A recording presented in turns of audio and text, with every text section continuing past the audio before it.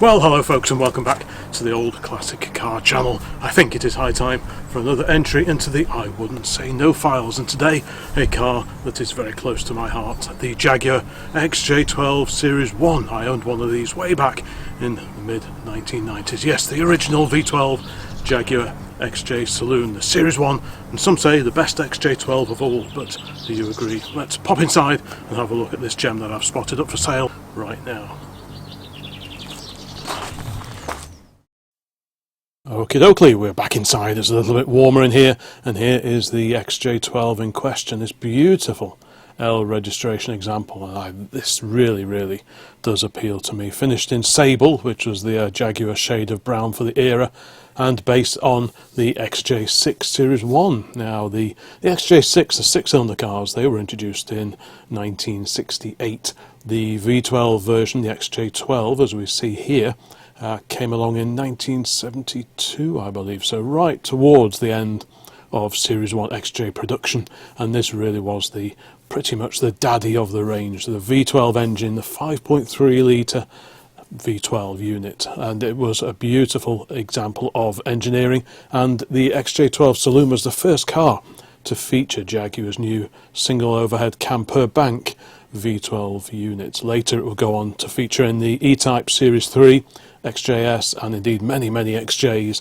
in later years. But this is where it all started, with the XJ12 Series 1. This is a short wheelbase car, as it says up here, from 1973. Like I say, the long wheelbase was introduced in about 71, and they added a few extra inches in to the length of the wheelbase in the back door here, so the doors are slightly longer, the rear doors on the long wheelbase cars. Mine was a long wheelbase, but of the two I kind of prefer the styling, the overall look of the short wheelbase. It's just a little bit more in balance, and if I ever bought another one of these again, which I wouldn't say no to, it would be a short wheelbase. Whether I could stump up £39,000 for it, well, I don't quite know. That is strong money for an XJ, but if you wanted to try and restore a ropey one of these, you would probably be in it for more than that. So if you really want a good one of these, perhaps this is a car to consider. As I always say with these featured cars, I have no links to the car, I don't know the car, I don't know the owner, so make your own mind up in the usual checks, but this is just a car I really wanted to feature here on the channel. So let's just have a bit of a closer look then at this Sable XJ12. There is the distinctive XJ12 grille, which was different to that fitted on the XJ6s. That had sort of vertical slats and indeed some horizontal slats as well, and to be honest, they don't look all that nice compared to the vertical radiator slatted car that we see here. This, I think, looks way better. In fact, I bought one of these grills from America when I had my six-cylinder car many moons ago, and I had thought of actually fitting it onto there. The car was sold on, but I've kept the grille. In fact, it's right next to me, sitting on top of the radiator in the office here. So I kept the grille just as a bit of a souvenir, and I wouldn't rule out possibly even buying the six-cylinder car, but fitting the V12 grille onto it, just because it looks so much nicer, I think. Series 1, so it's got the deeper front end and the low set front bumper. The Series 2s, the bumper was raised, somewhat different bonnet and so on. It's good to see the proper metal plates on here as well, with the raised separate letters. That's just how it should be. This one has the chrome wheels on it, the chrome steel wheels, and I think the Jaguar versions of the V12, they actually had the painted wheels of this pattern.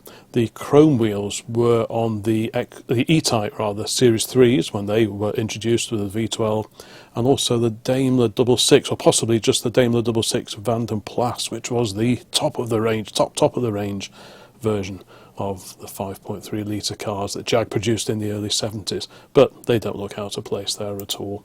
But what a lovely looking car, and it's good to see proper door mirrors as well. Sometimes you see mirrors mounted on the front wings and they just spoil the lines completely, but these look really in keeping. We've got another view here, and that, from what I've read about the description, we'll have a look at the description in a minute, this has underwent a significant restoration. And if you get a rusty one of these, boy, you know about it, because they are a complicated and expensive car to get good. And on the face of it, this one looks to be a really nice example. The rear arches look to be the right shape. Sometimes you see these early XJs and they've had rear arches let in and they're not quite the right shape But this one, from here anyway, looks to be about right. But yeah, you look on the lines and that does give you confidence that this is a good car. Of course, there's no substitute for actually looking at a car in the metal, as I always say. But on the face of it, this looks like a very, very tidy car indeed. Proper metal plates on the back as well, and you'll note they're quite deep plates. Sometimes people fit the regular size number plates that feature on most other cars, and they sort of don't quite look right, but this has the proper deep rear number plates, which is what you should see on something like this. Correct badging as well, XJ12, and compared to the Series 2, these have the nice wings either side of the bonnet lock just there. The Series 2 had a much clunkier rear sort of handle stroke number plate light arrangement on there. But yeah, this was the V12 and the 6-cylinder was sold alongside.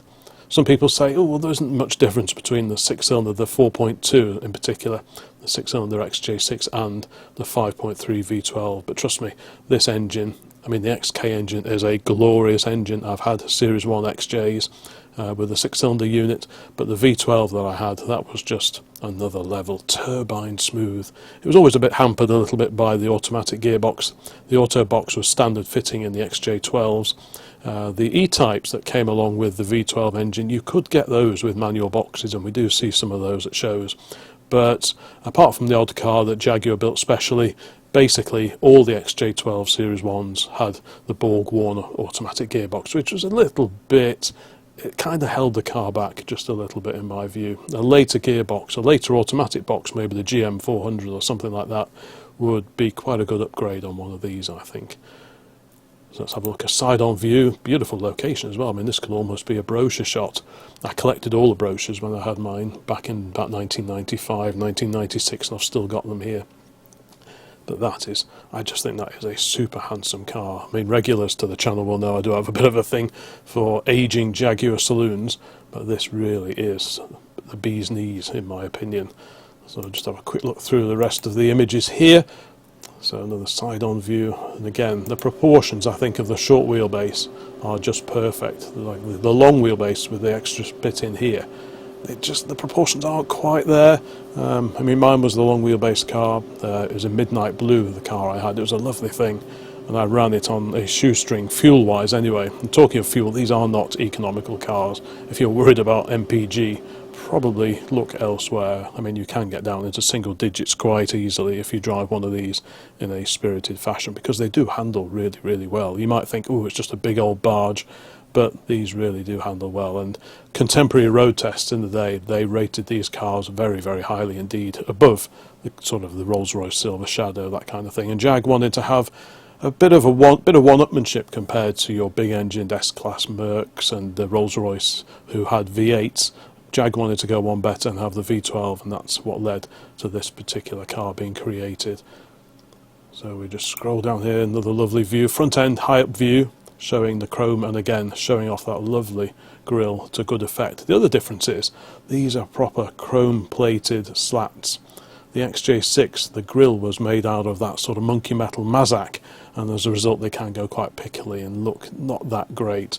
But the V12 grille, I think that really just looks really, really tasty indeed. But I'm a bit biased because I love these old things. There we go, low down view. You can see the name Henleys, presumably the original supplying dealer, on the front of the number plate there. So that's a good, nice little detail.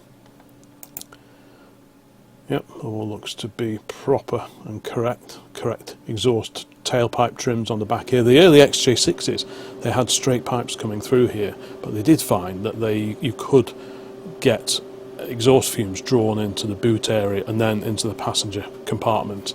So they actually put these trims on which just diverted the exhaust fumes out to here, and that cured that particular problem.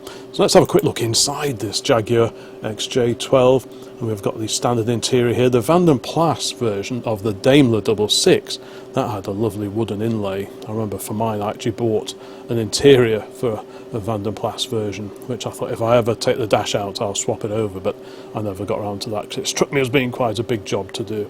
But this looks correct. You've got a little V12 badge in the centre console there, standard Borg-Warner 3-speed box, like I say.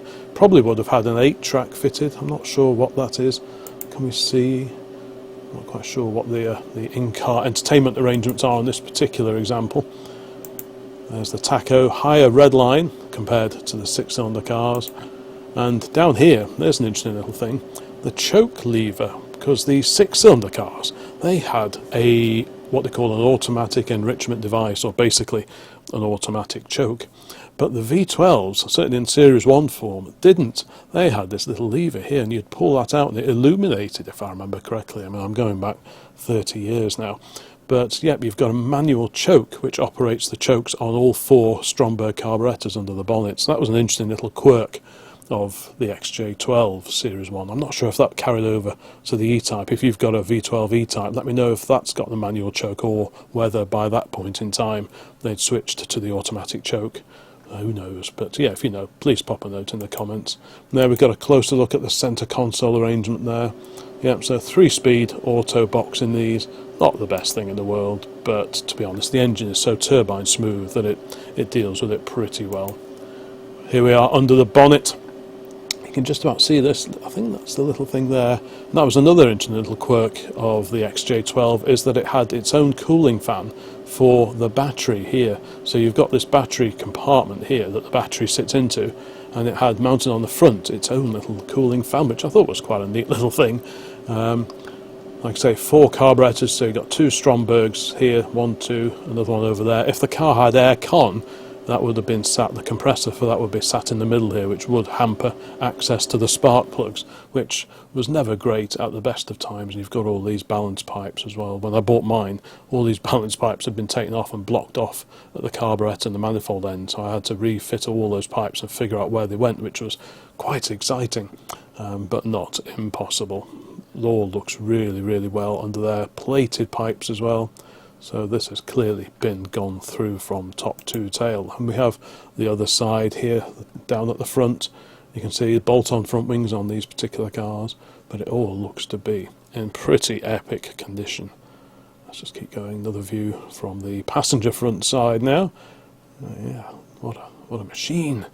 And there we go, just another view there. There's the brake servo, and again you can see all these crossover pipes, the balance pipes, and yeah, plenty to keep you busy under there. But to be honest, they always struck me as being such big, lazy engine in a fairly low state of tune. I mean, I think the quoted power output was somewhere in the 270-ish brake horsepower, so it wasn't a huge quoted power output for the size of engine, 5.3 litres, but as a result it was a big under-stressed engine, and the result, I don't think they were particularly bad reliability wise. I mean, there's a lot going on under here, don't get me wrong, but typically if you buy a decent one of these, I think as long as you don't rag it and you look after it and have the coolant replaced regularly to stop any corrosion, because it's an all aluminium engine, the V12. The XK had an iron block, but this is all aluminium.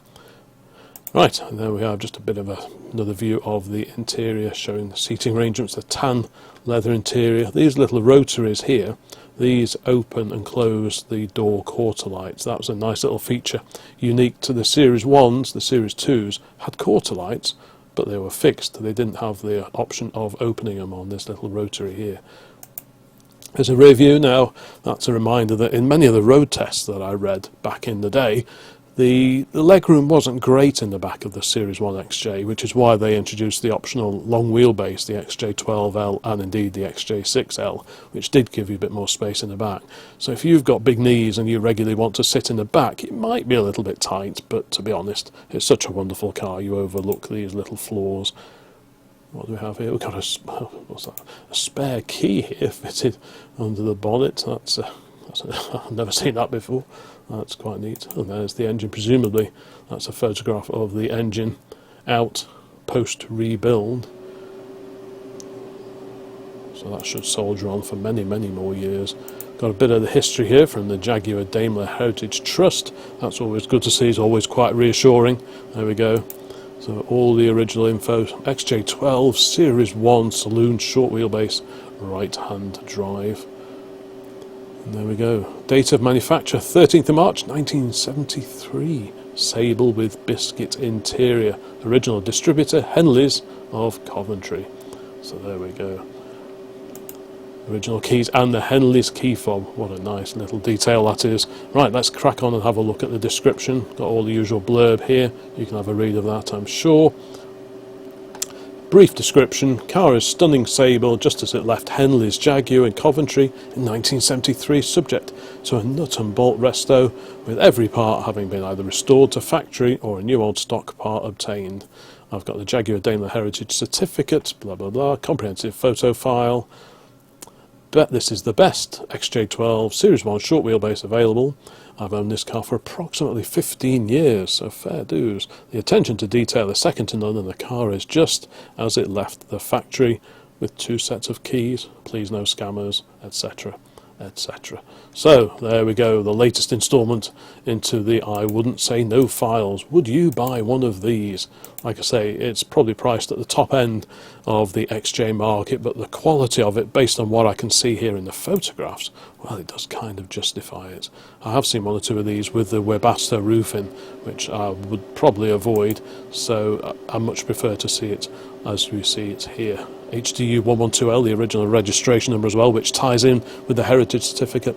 So all in all, that is one magnificent motor car. So don't forget to let me know in the comments what you think. Would you buy one of these? Would you go for the 6? Have you owned these cars? Have you owned one of these? Maybe you've got one now. It's always really good to read your thoughts on the cars that feature here on the Old Classic Car channel. So thank you so much for watching this one. Please think about subscribing. Doesn't cost anything if you haven't done already, and there'll be loads more videos about classic cars very, very soon. So bye for now.